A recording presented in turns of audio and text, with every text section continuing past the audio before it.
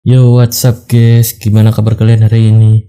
Semoga kalian semua sehat selalu ya, walaupun tanggal tua masih jauh ya. Alur film ini mengandung spoiler ya. Sekarang kita bahas alur film India, Thank God, tentang seseorang yang sedang sekarat mendapatkan kesempatan untuk memperbaiki semua kesalahannya dan menjadi orang yang lebih baik lagi. Langsung saja ke alur cerita filmnya. Di pagi yang cerah, Ayan ditolak pengajuan pinjamannya dan dia sangat frustasi, kesel, emosi, campur aduk, hingga ngamuk-ngamuk gak jelas kayak gini. Kalau kalian ditolak cewek kayak gimana? 6 tahun yang lalu, Ayan adalah seorang pengusaha di bidang properti, memiliki keuntungan besar tiap bulannya. Semua keuntungannya lebih dari cukup untuk memenuhi semua kebutuhan hidup yang mewah dan bisa membuat perusahaannya lebih berkembang lagi. Namun, berjalannya waktu, bisnisnya mulai banyak masalah dan keuntungannya merosot tajam. Bahkan Ayan terlilit hutang karena harga properti yang anjlok parah. Hingga Ayan harus menjual rumah mewah beserta isinya. Namun, Ayan sangat susah untuk mendapatkan pembeli. Ya emang lagi musimnya kali ya. Bahkan pernah ada calon pembeli yang rese dan banyak maunya. Si calon pembeli nggak tahu kalau yang jelasin tuh rumah adalah pemilik aslinya. Nih orang yang juga ngungkit bisnis Ayan yang boncos dan akan kasih komisi 5% kalau bisa lebih murah lagi harganya.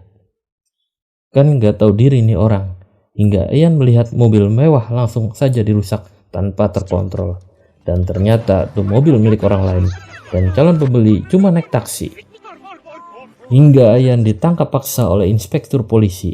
Untungnya si polisi ini adalah istrinya Ayan sendiri, Ruhi namanya, dan membawa Ayan untuk tinggal di rumah pribadi istrinya. Ruhi coba hibur Ayan yang sedang terpuruk nyungsep ekonominya. Bahkan Ruhi tidak pernah menyalahkan Ayan tentang kehidupan rumah tangganya. Ruhi tetap sayang pada Ayan sebagai suami yang sempurna dan sebagai ayah yang sayang pada Pihu, anaknya.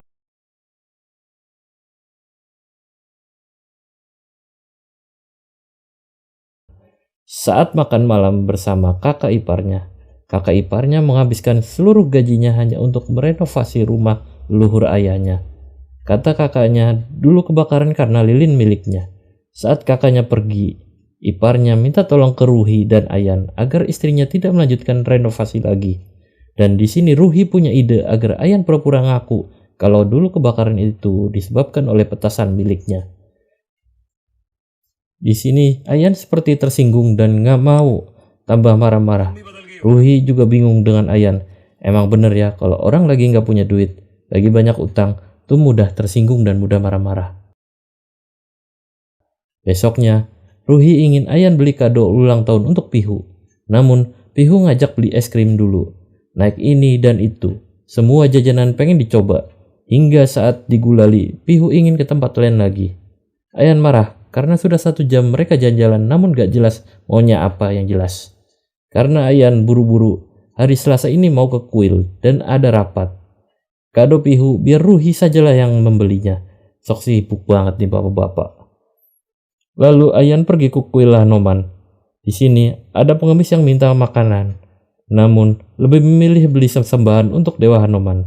Di sini Ayan masih nggak mau kasih pengemis karena datang ke sini untuk ngemis, dan jika dewa tidak menjawab doanya secepatnya, Ayan akan jadi pengemis selanjutnya. Parah banget nih hitungannya orang. Sini Ayan berdoa agar rumahnya cepat laku terjual. Dan saat calon pembeli datang, di sini calon pembeli suka dan cerita bakalan ngasih nih rumah ke anak adopsinya. Karena saking cintanya sama anak walau adopsi, dan bodohnya Ayan pas ngambil berkas malah cerita sama tuh anak kalau dia anak adopsi. Kurang ajar, gak sopan parah nih orang.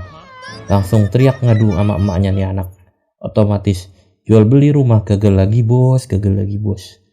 Lalu pas jalan, Ayan dapat info kalau ada calon pembeli yang mau lihat rumahnya jam 6. Padahal ada janji sama Ruhi Pihu jam 6. Di sini Ayan pilih ketemu calon pembeli dan mau batalkan jadwal Ruhi Pihu lewat telepon. Namun tiba-tiba ada motor lawan arah dan setelah berhasil melewatinya, mobil Ayan menabrak mobil yang melintas. Dan saat terbangun, Ayan sudah dibawa beberapa malaikat. Salah satu malaikat bernama Yamdot, YD, bilang kalau Ayan habis kecelakaan dan dibawa ke sini. Dan Ayan tiba di semacam arena dengan banyak penonton. Di sini, malaikat bacakan biodata Ayan dari lahir, cita-cita, kerja jadi pengusaha, namun bangkrut, lalu kecelakaan mobil. Di sini, CG Chandragupta jelaskan kalau Ayan sedang tidak hidup atau mati, koma mungkin. Ayan menjalani operasi sekitar 5 jam ke depan. Dan selama itu, Ayan akan menjalani game kehidupan.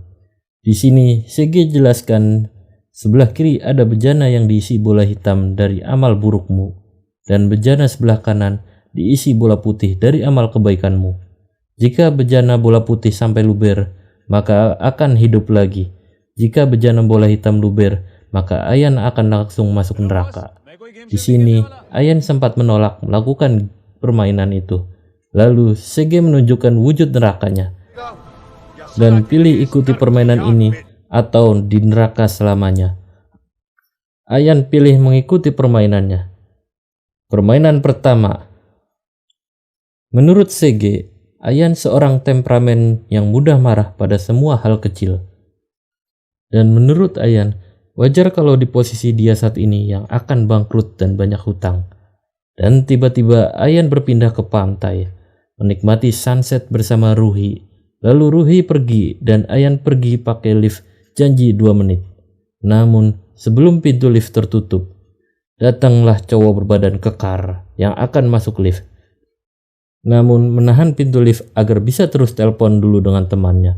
Karena kalau di lift nggak ada sinyal bos. Ternyata lumayan lama juga nih cowok nelponnya. Sebelum masuk lift, nih orang bilang gak suka orang membuang waktunya. Dan saat masuk otomatis Ayan emosi. Karena waktunya juga terbuang menunggu dia menelpon. Hingga mereka ributin lantai tujuan lift. Dan berakhir siap nonjok. Dan di sini Ayan siap nonjok CG. Otomatis Ayan kaget dan malu. Bejana bola hitam pun mulai terisi. Audience, time for a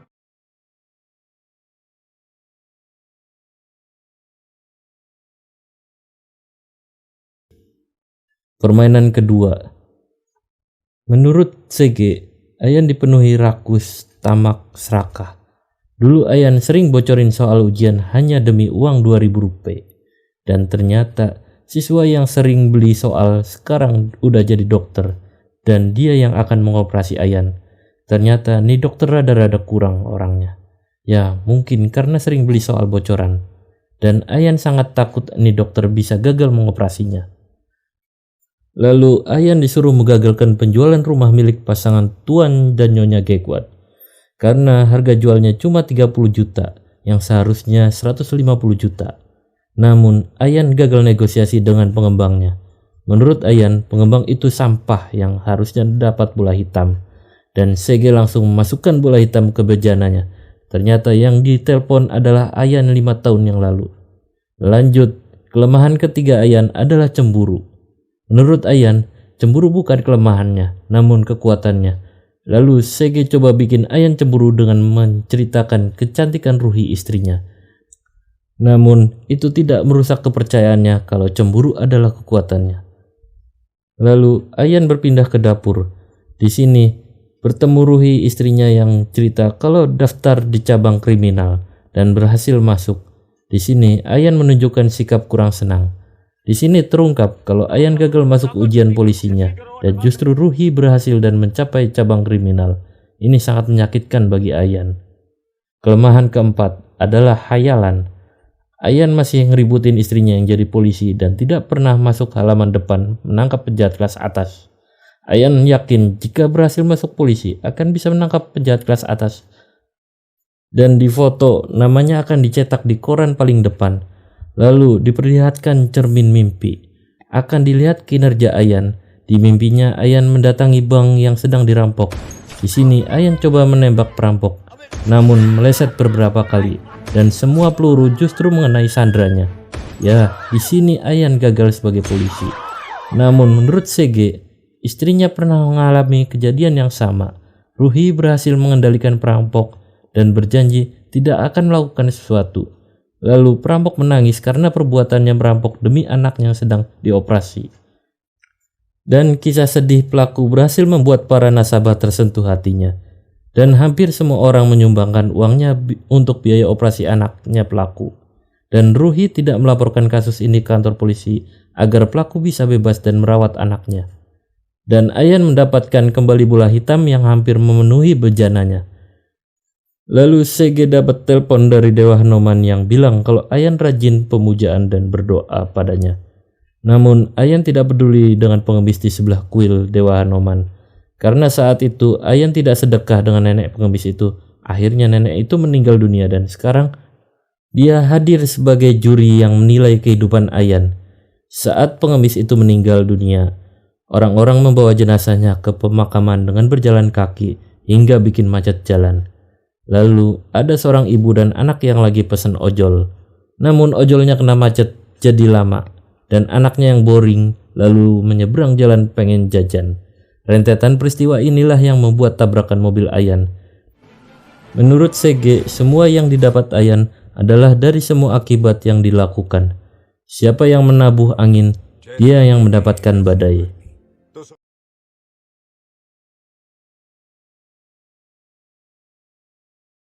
Permainan selanjutnya, garis kehidupan. Di permainan ini, Ayan akan mendapat kesempatan untuk memperbaiki beberapa momen yang sudah dilewati. Di permainan ini, Sege bisa ikut campur untuk mengingatkan, dan jika Ayan hilaf, Sege akan kasih petunjuk pada Ayan. Di sini, Ayan dipertemukan dengan ibunya yang memakan biji mangga, dan daging mangga diberikan pada Ayan. Di sini, Ayan yang melihat ibunya seperti jorok jijik, jadi nggak nafsu makan daging mangganya. Lalu Sege ingatkan untuk membuka diari ibunya. Ternyata ibunya sengaja makan bijinya biar Ayan anaknya bisa makan tuh daging mangganya. Dan Ayan yang gak pernah angkat telepon ibunya dengan bilang sibuk kerja. Lalu Ayan bilang kalau ibunya jangan makan biji mangganya lagi. Biar Ayan saja yang makan tuh biji mangga dan ibunya makan daging mangga. Perbuatan Ayan ini mendapatkan bola putih di bejana kebaikannya. Menurut Sege, karena Ayan menggunakan garis hidup, maka membayar dengan 5 bola hitam. Lalu Sege melanjutkan ke permainan hawa nafsu. Lalu Ayan tiba di suatu pesta dengan Sege mendampinginya. Di sini ada penari favoritnya Nora Fatehi. Di sini Ayan yakin bisa terhindar dari hawa nafsu. Lalu Sege coba kasih sesuatu agar Nora kepincut sama Ayan. Sehingga Ayan juga ikutan terbawa suasana. Hingga Ayan menyanyi dan menari bersama seperti sepasang kekasih yang lama tak jumpa.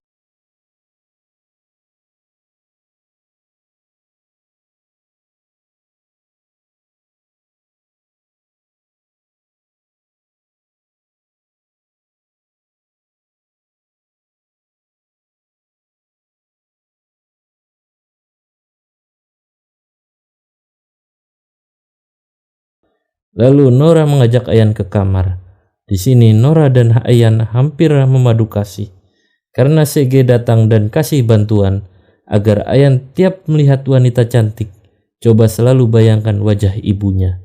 Lalu Ayan praktekkan. Saat melihat wajah Nora, muncul wajah ibunya.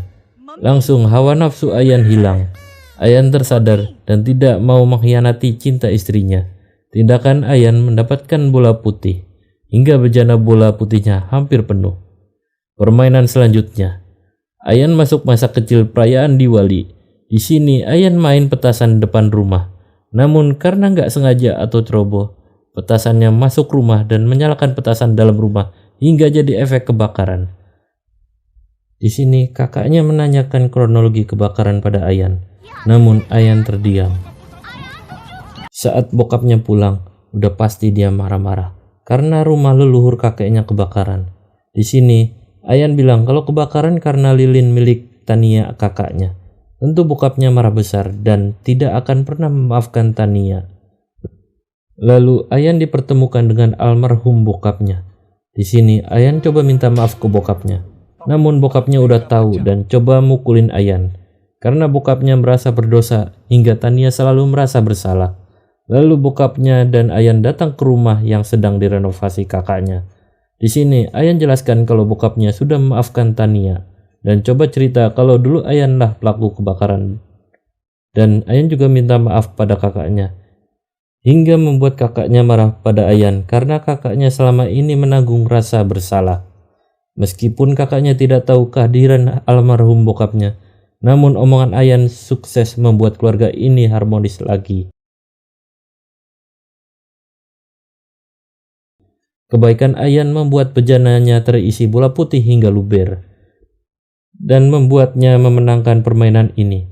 Sebagai balasan atas semua kebaikan Ayan, Sege bantu menjual rumah mewahnya dengan harga yang sesuai, hingga Ayan bisa melunasi semua pinjamannya.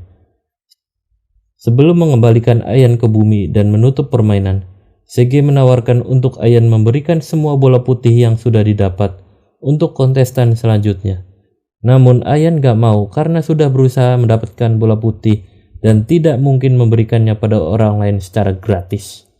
Karena Ayan menolak, Sege membongkar kecurangan Ayan dari permainan tadi. Ternyata Ayan sudah mendapatkan nomor telepon Nora di tangannya dan ada kemungkinan untuk selingkuh. Karena kecurangannya ini, semua bola putihnya menjadi bola hitam. Ayan coba berusaha menjelaskan dan meminta maaf pada Sege, namun semuanya terlambat. Lalu Sege coba ceritakan kejadian sebelum Ayan kecelakaan. Saat itu Ruhi ajak Ayan beli kado pihu, namun Ayan menolak dan pergi ke kuil. Di kuil Ayan tidak memberikan sedekah pada pengemis hingga meninggal. Ternyata Ruhi dan kakak ipar ingin menolong Ayan. Mereka tahu mobil Ayan akan segera disita. Ruhi dan Pihu coba pilih mobil untuk Ayan. Mereka berniat kasih kejutan untuk Ayan. Ayan bilang ke Ruhi tidak bisa hadir di acara pembinaan orang tua. Saat Ruhi dan Pihu dalam telepon, saat itu juga jalan macet karena rombongan pengiring jenazah nenek. Lalu anak kecil yang menunggu taksi ojol nggak dapet. Anaknya langsung nyebrang mau jajan. Otomatis bikin pengendara motor menghindar, hampir nabrak tuh bocah dan menghindar bikin Ayan kaget dan tiba-tiba mobil merah melintas. Dan itulah Ruhi dan Pihu yang ditabrak oleh Ayan. Setelah tahu kalau kontestan selanjutnya adalah Ruhi dan Pihu, Ayan sangat menyesal dan memohon pada Sege. Namun Sege bodoh amat, gak mau tahu dan mengembalikan Ayan ke bumi, masuk dalam tubuhnya lagi. Ayan langsung teringat pada anak dan istrinya. Dokter langsung bilang kondisi Ruhi aman, namun kondisi Pihu ginjalnya rusak dan perlu donor. Ginjal Ruhi nggak cocok. Ya udah, langsung Ayan menawarkan diri untuk donor ginjal ke Pihu. Lalu sebelum menjalankan donor, ginjal Ruhi juga rusak. Ayan menawarkan beberapa uang untuk pendonor ginjal, namun nggak ada. Lalu Ayan menawarkan 2 ginjalnya. Otomatis pihak dokter melarangnya. Lalu Ayan coba pilih bunuh diri agar bisa berikan ginjalnya pada anak dan istrinya. Lalu Ayan merasa meninggal dan dipanggil malaikat. Karena pengorbanan untuk anak dan istrinya, Ayan mendapatkan tepuk tangan dari para penghuni surga. Di sini Ayan bertemu dengan bokapnya dan Sege. Di sini hanya sementara, karena Ayan berhasil tersadar dari koma 5 hari efek obat keras. Langsung Ayan tanya kondisi anak dan istrinya. Menurut dokter, mereka selamat karena seseorang datang ke rumah sakit bawa mayat saudaranya. Orang itu mendonorkan kedua ginjal saudaranya dan cocok semua. Dokter tidak kenal dengan orang itu, namun orang itu pakai liontin inisial CG. Ayan sangat bahagia. Ayan berterima kasih pada CG dengan berkata thanks God. Lalu Ayan merenovasi rumah bapaknya dan diberikan kepada kakaknya. Lalu Ayan mengadopsi cucu si nenek pengemis yang meninggal. Ayan juga memberikan makanan pada beberapa pengemis di dekat kuil Dewa Hanoman. Dan Ayan mengembalikan rumah milik Tuan dan Nyonya Gaikwad. Sampai jumpa di film selanjutnya. Santi Santoso, sampai nanti, see you tomorrow.